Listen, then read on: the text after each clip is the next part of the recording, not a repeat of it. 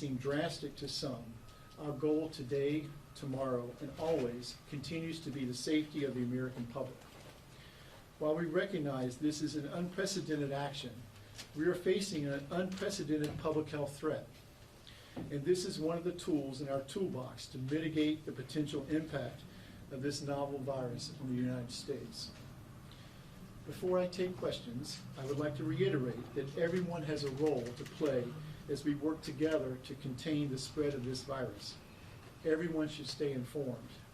CDC is updating its website daily with the latest information and advice for the public.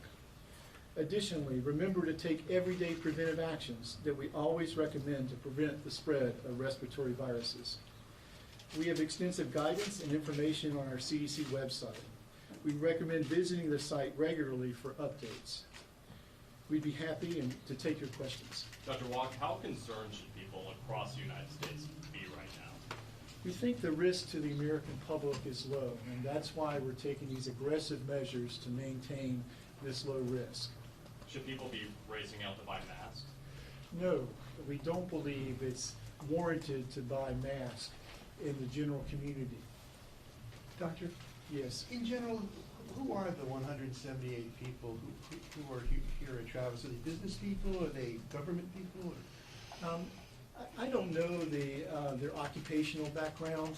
They are people who were in Hubei Province and had this exposure, and they're a mix of people with various backgrounds.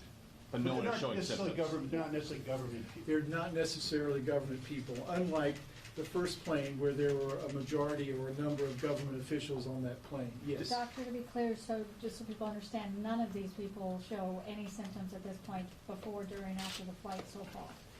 There was one small child who had a fever on the flight and is being evaluated now at a nearby hospital. What talk about their day in and day out now existence for the next 14 days, where they're being housed, and the medical provisions being taken now? No, thank you for the question. They're being housed on the Travis Air Force Base in housing that is has restricted movement because they're under quarantine. There is an outdoor space.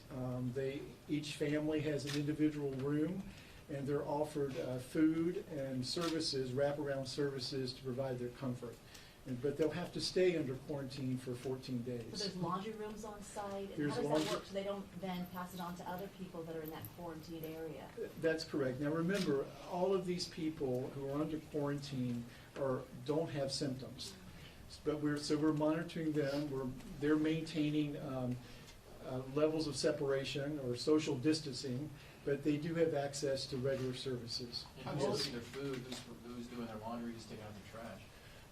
We have contracted services to do these types of necessary services, and we're also providing guidance on infection prevention and control for this. Yes, please. How old is the child that had the fever, and then what kind of age range of the 178? Let me take your second question. The ages range from less than 2 all the way to over 65. I really don't want to get into the details of the specific ages of the child just to protect their identity, as well as I don't want to get into the details of which facility they went to. Was the child quarantined on the flight? Separated from everybody else on the flight? It's an airplane, and so as much as possible, but it is an airplane, and so. But let me just say again, children have fever for a number of different reasons, and so the child is being evaluated at this point, and will be put in isolation and tested. What are the procedures for not only to Doug's question about the services provided to the people as they're living where they are, but then also for if someone becomes ill, then what does that protocol look like? So if someone becomes ill, and so you're aware, we're monitoring their health on a regular basis.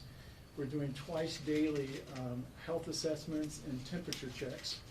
And if someone becomes ill, we'll do an evaluation, And if we feel it's warranted, then that person will be separated from the community and put and sent to a nearby healthcare facility and worked up for, tested both for novel coronaviruses, but for other infectious diseases that may have caused the symptoms. And What about the flight crew? What does that Let me- look let like me at go the here. hospital?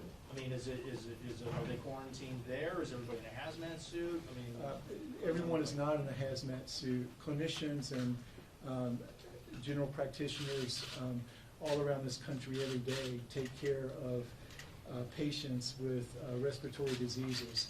And these facilities have the appropriate isolation rooms to take care of these patients. Yes, please. Can you talk about the facilities that you guys have been in constant communication with in case of those evacuees having to be transferred to a nearby facility, as you mentioned? We've been in touch with state and local public health authorities and have reached out to healthcare facilities to gauge their capability to receive such patients, both adults and pediatric patients. Dr. Wall, you said Yes. these particular patients are not exhibiting symptoms. How were they selected to first get on this flight and then ultimately end at Travis Air Force? Right, so these are, the Department of State has made the decision about actually who gets on the plane. Their risk is that they lived in, or they had exposure to Hubei Province, where there's this intense community transmission of the novel coronaviruses.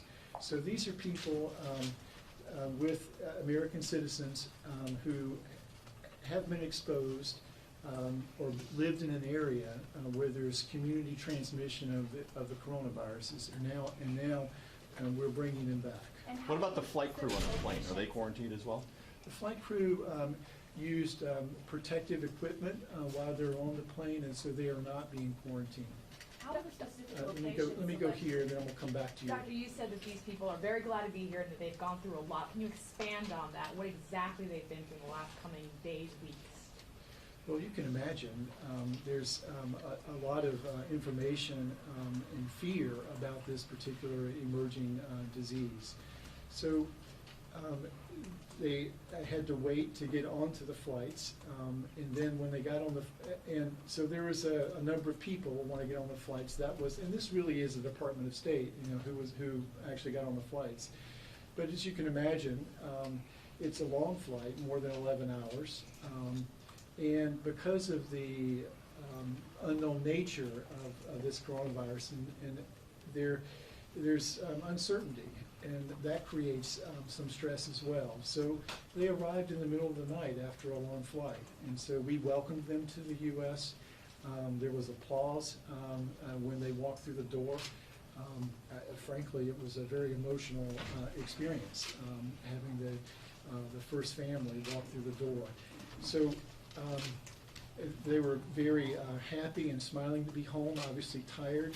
They were processed through some screening and passed through customs and given food, and then put on buses and sent to the local housing. Doctor, when you're talking about the 2-year-old who's now at the hospital, are the parents also with the child, and who's paying for all of this? I didn't say the age of the child, Okay, to young be child. clear. And a parent did accompany the child to the hospital. We don't want to separate the child from the mother. So is there concern then that the parent is also exposed or may have it? The mother, the parent, who was accompanying the child, will also be placed in appropriate isolation in the healthcare facility. Dr. Walk, can Yes. somebody spread the virus without showing symptoms? We don't have documentation that this can happen. Is it possible? Yes. We do not think this is driving the outbreak. But obviously this is an emerging virus, and so we're still learning more and more every day. The majority of the spread, as I've said, is through droplet transmission and not.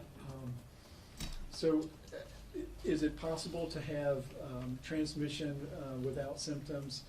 We think it happens very rarely, but I would never say no. Do we Doctor, expect well- more evacuees coming from China? I'm sorry, I didn't understand. Do we expect more evacuees arriving from China in the next coming weeks? And what happens after the 14 days?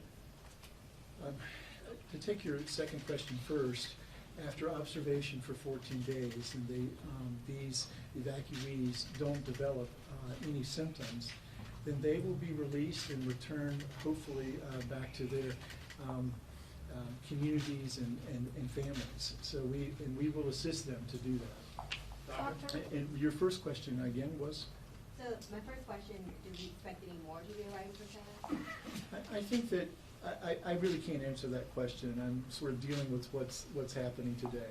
Doctor, how soon might you learn that the small child who's in isolation and undergoing testing at the hospital, how soon might you learn if he or she in fact does have the virus or might just have something?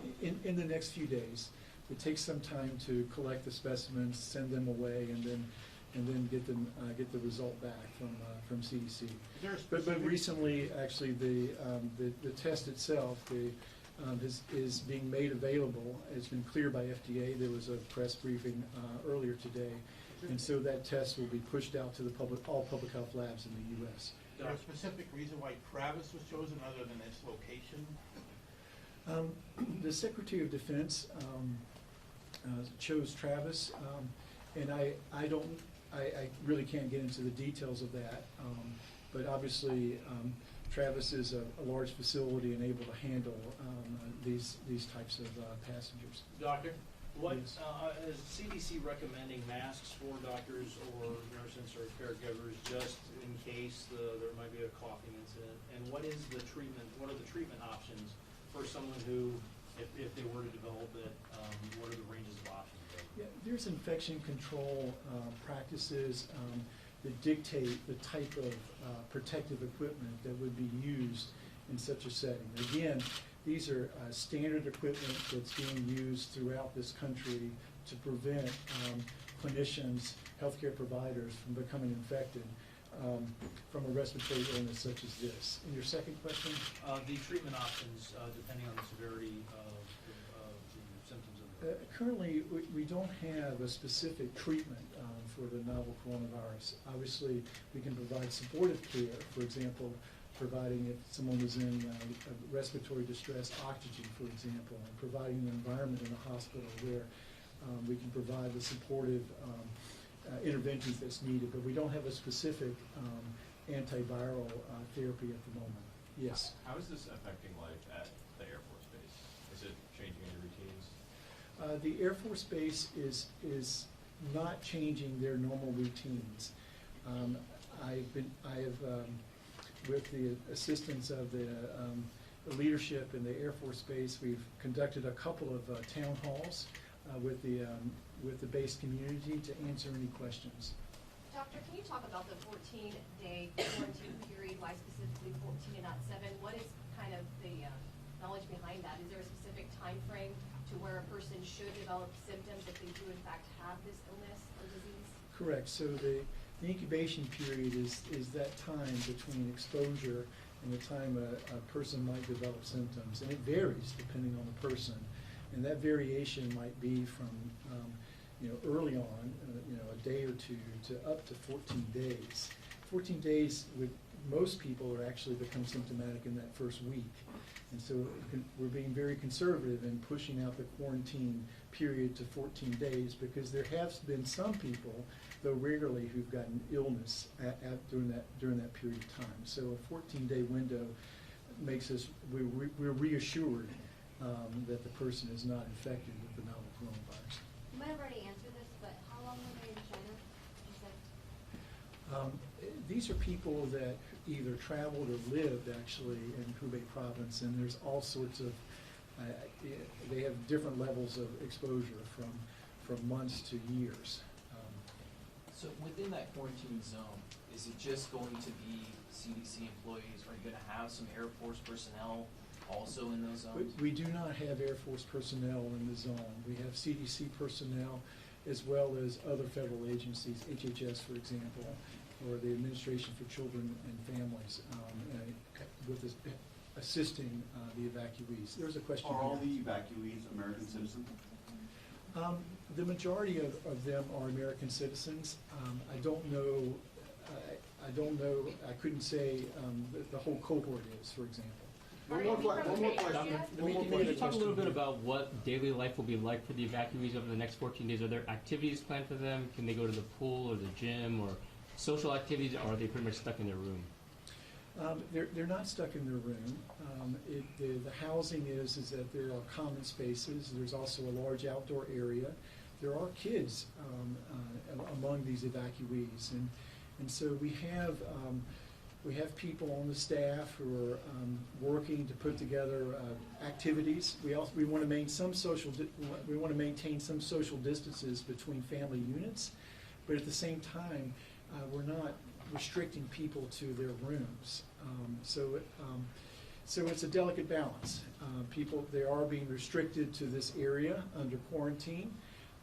They're not being restricted to their rooms. We are asking them to have some social distancing, more than 6 feet between family units, and not have, for example, kids.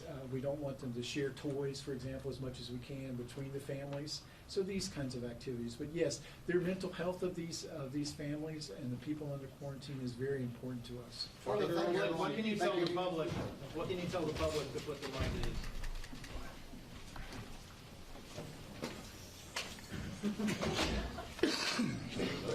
Yeah, that's it. Right.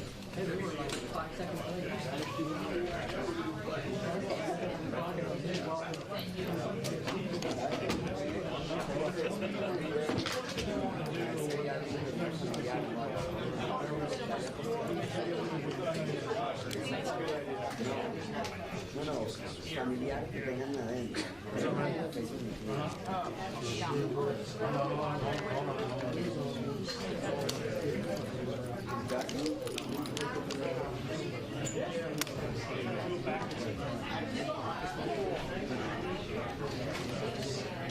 Here you go.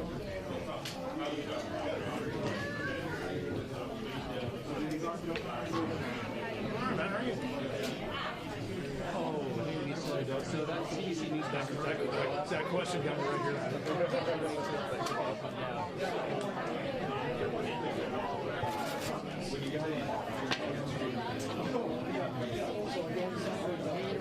And there's my camera sitting on the counter. Just, water, everybody